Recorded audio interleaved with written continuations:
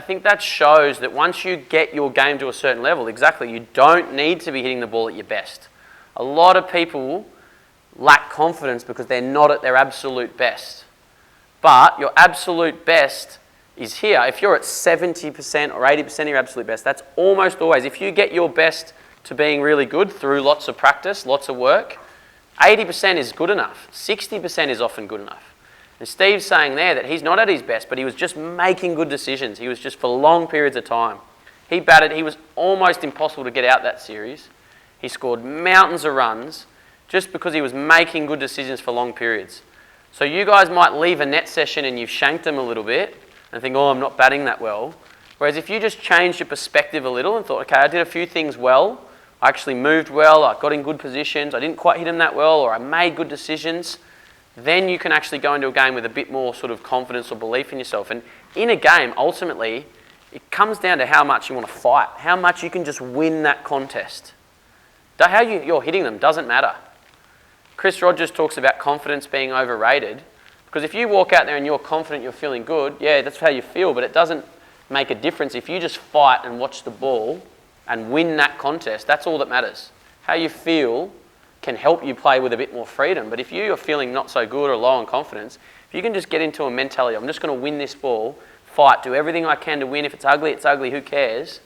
You guys can have a lot of success. You don't have to be at your absolute best to be successful. Does that make sense? Yeah? Here's Reedy, and Reese is right after Reedy. Reedy scored 300s in 3 or 4 weeks at the start of this year. And a really good practical example, before he scored his first 100, 148 not out for Melville first grade, he said he hadn't hit much over the Christmas period. It was the first game back, and he clunked them and shanked them everywhere in the warm-up. And a few of the guys, his teammates, were sort of laughing and saying, oh, you're still on holiday, Reedy, or whatever, because he was batting so poorly. And he didn't care. He was like, oh, well. And he said to his brother as he walked past him, going to pad up, said, oh, I've got all the bad ones out of the way. He went and got 148 not out. So he didn't get too caught up. And he knows that that's something that's evolved as he's got older. It's not something he knew, and I certainly didn't understand this at your age. I valued how I hit them so highly. I wish I knew this at your age. But if you can just get your mind and your emotions right and then get in the contest, that's all you need. How you're hitting them isn't that important. As long as you've got good fundamentals in your technique. If you've got bad fundamentals, you fall over all the time, or you swipe across the ball, or whatever, you could have the best mind and you could be in a good emotional state, but you're going to get found out against good bowling. So that's why I say everything's built around your technique as a foundation. Then it becomes, for my cricket mentoring podcast, I've interviewed a lot of good cricketers. And almost always I ask this question, when at the highest level, what percentage is mental and what percentage is technical? And almost always they say, you've got to have your technique at a certain level. And once it's at that level and you're consistent, you don't have any fundamental errors, it's 95% mental. But if your technique's not at a certain level, which I'm sure none of you guys are, I know I've worked with some of you and you're getting better and working hard and things are going quite well, but you're certainly not at a level you can go and start facing Mitchell Starc consistently and handle him. So it's about grooving your technique, but if you guys can start to understand this sort of stuff now, it'll really, really help your development and your success on the field. So emotional, understand that how you feel will impact how you perform. The best athletes learn how to use their emotions to their advantage. It's not inbuilt in us, we're not born with it, we learn things. So the best players learn how to manage their emotions and use them to their advantage. So this is what we try and sort of talk to our players about, understands that their emotions, you understand your emotions and your feelings. You understand what nerves are. You understand what anxiety feels like. And understand that it's okay to feel that. It's not a bad thing. What we try and encourage our athletes to do is stay emotionally level on the field. So if you hit a 4, you don't get too excited and go, yeah, I'm batting really well, and get high. Or if you play and miss, or someone's sledging you, you're not batting that well, you get really low, and then ultimately you get too high or too low and you live on the roller coaster. That's when you get out. That's when you make mistakes. So we really try and educate our athletes to be as level as you possibly can be in the contest. Okay, you hit a 4, all good. Just mark center, go back, you start again, you go to the next ball. All right? And then something that we talk about is the ability to be vulnerable and open up to people off the field. There's a lot of mental health issues these days, and cricket's a taxing, tough game where we fail more than we succeed. You guys have to be able to be strong enough to open up to people off the field if you're struggling. If you're feeling flat, if you're feeling low, it ain't weak to speak. There's nothing wrong with saying I'm feeling flat, I'm feeling low, and getting help. Okay? Got a video here of LeBron James. I don't know if is LeBron. Everyone I'm sure knows LeBron. I'll just play the first few minutes. It's an 11-minute video. Just listen. It's just all sound. We'll just listen to a few minutes and then we'll have a quick chat about it. If it loads. Has anyone listened to this series on the Calm app? No one's come across this? Okay. He's on the Calm app, which is, you've got to pay for a membership, but it's excellent. This is a 4 or 5 video series about train your mind for sport. And he's one of the most successful, greatest sports people of our lifetime, of the modern era. So if he does this sort of thing, I think it's good enough for me or for you guys, if this thing wants to load. But he talks about managing your emotions, which is sort of what I've just touched on there. The school Wi-Fi, I don't think will. No, it won't do it? Yeah, no. It's not working right now. All right, so the second last thing is physical, the 5th pillar.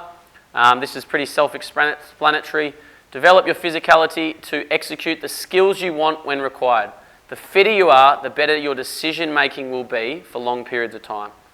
Don't need to sort of tell you guys, you're young, I'm sure you want to look good, but how you feel is going to really, really impact how you perform. You want to score hundreds, you want to take wickets, you want to be picked in sides, you want to move up the standard, play men's cricket, etc. You've got to be fit. You've got to be physically capable. You might be little, you might not be that strong, but you still got to be as fit and strong as you possibly can be to be successful. Okay? As fit and strong as possible. Constantly pushing your limits, not being comfortable just being average, not being okay with, oh yeah, I'm all right. I got an 8-minute 30, 2K, that's somewhere in the middle. We want our athletes at Cricket Mentoring, we talk about being the best you can be on and off the field, so we're constantly trying to get our athletes to push their limits. I'm turning 33 this year and I'm going to try and run another marathon later in the year or early next year. I'm constantly trying to push myself and push my limits. Okay, I don't sort of expect something of my athletes that I don't expect of myself. All right, so we always sort of encourage them to really be pushing their limits so that you have the ability to bat or bowl for long periods. And that's ultimately how you're going to have success. You're not going to be successful unless you just become a gun 20-20 player, you bowl 4 overs, you hit a few out the park. If you want to be successful in cricket across multiple formats, you have to be able to bat or bowl for long periods. And that your physical fitness has a big, big part to play in that. Virat, irrespective of whether you have talent or not, one has to work hard. Just being talented doesn't mean anything. You could end up wasting it before you realise. Okay, Virat Kohli. Talent, in my opinion, is a bit of a myth. You get to where you are through work. Every skill is a learned skill. I've got a nearly 2-year-old daughter at the moment. It's really fascinating watching her develop, watching her grow up. She's learnt to walk by watching us. She's learnt to talk. She's learning to put sentences together. Things we do every single day that we take for granted are skills we've learnt. Brushing our teeth, walking, for eating, using a knife and fork, driving a car. All these things are skills that we've learnt. Talent, I think, is an overrated term. If you want to get good at something, it's about learning how to do it properly and then putting in the work. No 2 ways about it. Virat talks about people wasting their talent. You might have natural ability, you might have sort of things that allow you to run fast or jump high, you might have physical characteristics, but ultimately cricket, Tendulkar was small, Matthew Hayden was tall. You can be there's lots of tall fast bowlers, there's some shorter fast bowlers, there's some good spinners of all makeups and sizes. There's a West Indian bloke at the moment who's a bit overweight, but you can be any shape or size really in cricket to be successful. So it comes down to how much work you want to put in. Finally, the 6th pillar, and you guys may or may not value these sort of things, but ultimately your success and how good you can be will be determined by how much you're willing to do the little things. Not just hit the balls, not just get fit, but also how things like plan your time, practice. We talk about practicing gratitude, being grateful for the things that you do have, not jealous of everyone else and the things you don't have. How hydrated are you? Always have a water bottle. Have a consistent sleep pattern. If you're not sleeping well, you're not going to perform at your best. Fact. Eat for fuel. We encourage our players and our athletes to always be learning and developing themselves. So listening to podcasts, reading books, limiting your TV time. Invest in yourself, smile and laugh regularly, set goals, exercise, stretch, reflect in your journal. We encourage our athletes to really constantly be learning and reflecting on what they are learning. We say that experience plus reflection equals learning. So if you're having the experience but you're not reflecting, you're going to limit your learning. Okay, and that's how I just said, every skill's learned, so you want to keep developing your learning. Okay, practice mindfulness, study, learn, find enjoyable hobbies, seek mentors. Okay, so it all comes down to develop values and behaviours that will help you both on and off the cricket field to give you the best chance of having success. Okay, and we talk about, like you probably heard the saying before, 1%ers. We think these sort of things are the 1%ers that separate the players who are good or are pretty good to the great players. They sleep well, they value their sleep, they eat well, they're constantly hydrated, they reflect, they do all those little things that most people aren't willing to do because it's hard or boring. So how good you guys become, in a room of 20 people, there might be one person in this room that goes and plays for Australia. There might be 2 that play for WA, 5 that play first grade cricket. There might be more than that. There might be none of you that do that. You're all going to go and do different things. You're all going to have different lives and paths, but I promise you, you'll get out what you put in. If you want to live a great life, you want to live in a nice house, travel the world, have lots of money, that doesn't just happen overnight. That doesn't just happen with the click of your fingers. You've got to put in the work, and these sort of things will help your everyday life, regardless of what career you're pursuing, not just your cricket. So this is what we sort of expect. We have expectations of our athletes, and I'm just going to go into this really quickly. Whenever an athlete goes away, we've got a number of our athletes who represent WA. If you play in the Big Bash or whatever, they're representing their school, they're representing their family, they're representing their state and their club, but they're also representing cricket mentoring. So we expect things of our athletes. We expect our athletes to be hardworking. Nothing great has ever been achieved without lots of hard work. Humble, regardless of how good you become on the field. I don't care if one of you in here scored 500s in a row and someone's got 5 ducks in a row. The person who scored 500s is not a more valuable person than the person who's got 5 ducks. You're not a better person, you're not better than anyone else because you're a better cricketer. That's really, really important for everyone to remember. We really preach players being humble and treating everyone with respect and being equals. Okay? We really encourage our players to be curious. Ask questions. How can I get better? What happened there? What makes him so good? How do I make sure that doesn't happen again? Instead of judging yourself. So many people judge themselves all the time. That was good or that was bad. And more often than not, we focus on the bad stuff. Whereas, if you're curious, that's how you constantly learn. Okay? We expect our athletes to be driven. This is something that if there's one thing you take away from today is you have to own your own development. You have to own your own game, your own life. No one can do it for you. Your dad, your teacher, no one can do it for you. You have to own it. You have to take charge of your own development. We expect our athletes to be diligent, do everything you can to perform at your best. Prepare well, recover well, reflect, don't cut corners. Okay, and ultimately it's your life, it's your career. That's what we say to all our athletes. Whether you make it or not isn't going to change my life. I really hope you do. We're going to do everything we can to help you, but ultimately it's how much you want it, how much you're willing to put in the work. And then you've got to be adaptable. To be successful in all conditions, you have to be adaptable, which I've already spoken about. Okay, here's a really quick thing. John Wells, let's see if this video works. It's a really short and quick video. John Wells, Big Bash player, made the Big Bash team of the tournament, one of our ambassadors, my teammate at Perth, friend, and I sort of do a bit of coaching with him. Let's see if this will load. Might not. Probably not.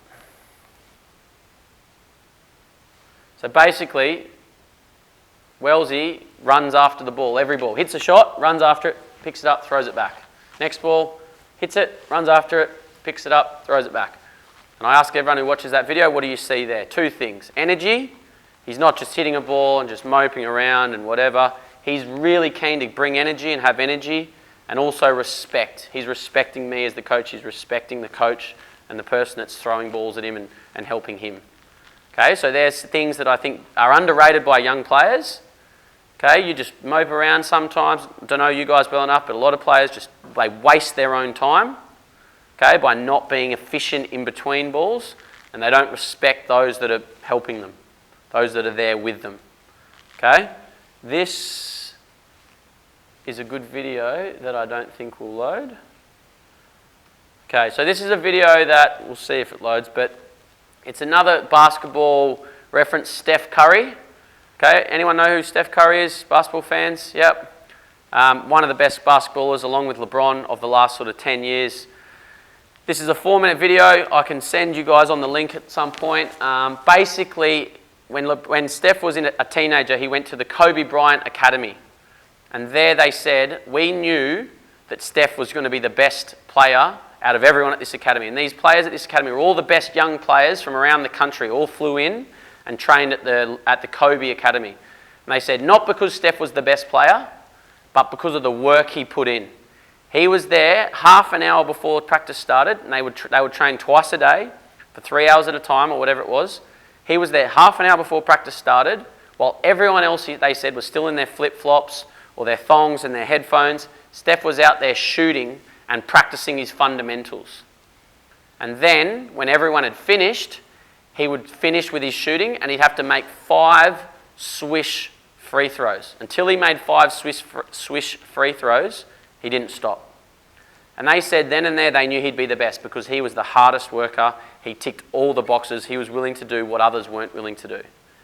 And now he'll be remembered as one of the greatest players, whereas those other guys, a lot of them went on to play in the NBA and be good, but they won't be remembered as great because they didn't do that work. They didn't put in that extra work. Now, again, it comes back to, I might be talking to 20 guys who don't really want to be great. They just want to play a bit of grade cricket, go to uni and have a nice life. That's awesome. That's awesome. But whatever you decide to do in life, as I said before, you'll get out what you put in. If you want to be that person that shows up early and stays late, you'll probably go a lot further than most other people. Doesn't mean you're going to have the success that Steph Curry's had because he's got a lot of other things, a lot of other factors contribute to that, but you're giving yourself a much, much bigger chance.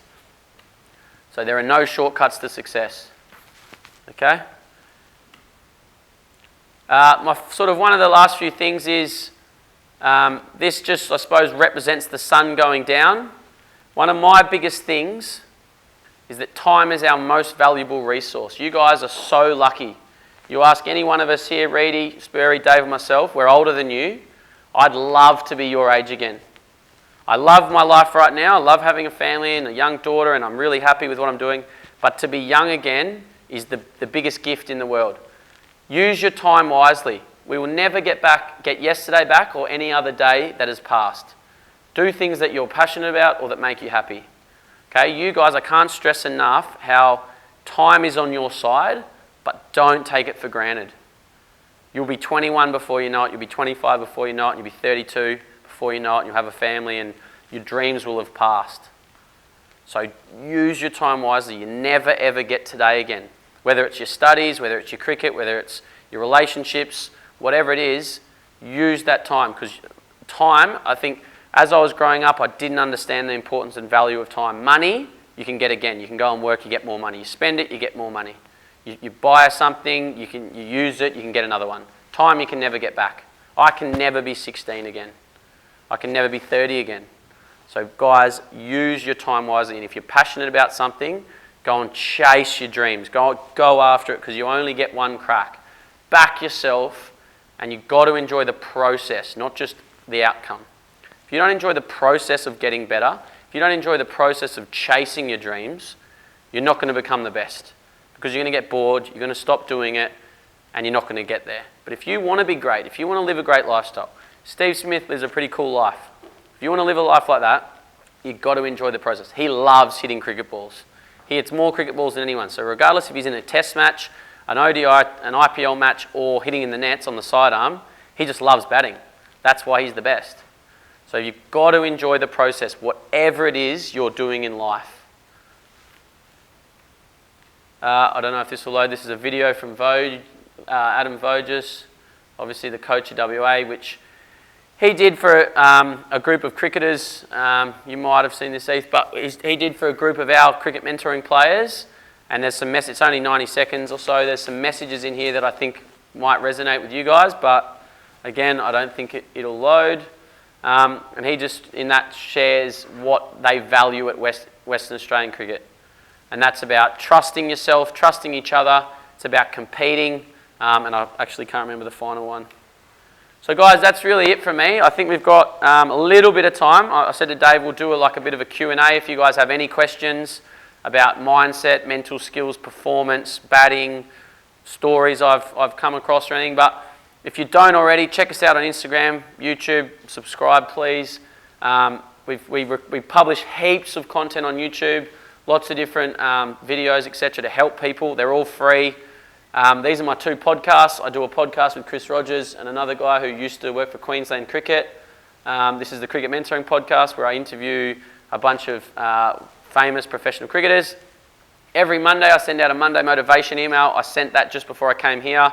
In that I share my favourite article of the week, I share my favourite video of the week, favourite podcast of the week, things that I'm doing to learn. Like I said in the lifestyle, read, listen to podcasts, I am constantly trying to learn. I'm constantly trying to develop myself and develop my understanding, my skills, my knowledge, my mindset. So this is sort of where I put a lot of resources. It's free. You guys can, if you want to, you can sign up and sort of keep learning from what I'm learning. And then this is our blog where we write a lot of articles and content as well on our website. So that's pretty much it, boys. Thanks a lot for your time. I hope that you've taken something out of it. I'd really encourage you, if I ever come back, I'd love to see you with notebooks and paper. And I probably should have said to Dave, bring a notebook, because you're not going to remember all these things. We've got the video, so we might publish it somewhere. You can look back, but of all the things I've said there, you might remember 3 or 4 right now. But if you write stuff down, you're able to reflect on it, you're able to learn and look back on it. So if you get a chance, I know you're going to probably you'll go home, write something in your phone, write something in your journal, a book, whatever you can to remember what we've been through here, if you found anything valuable. So hope you got something out of that. And yeah, I'm here to answer any questions, but thank you, boys.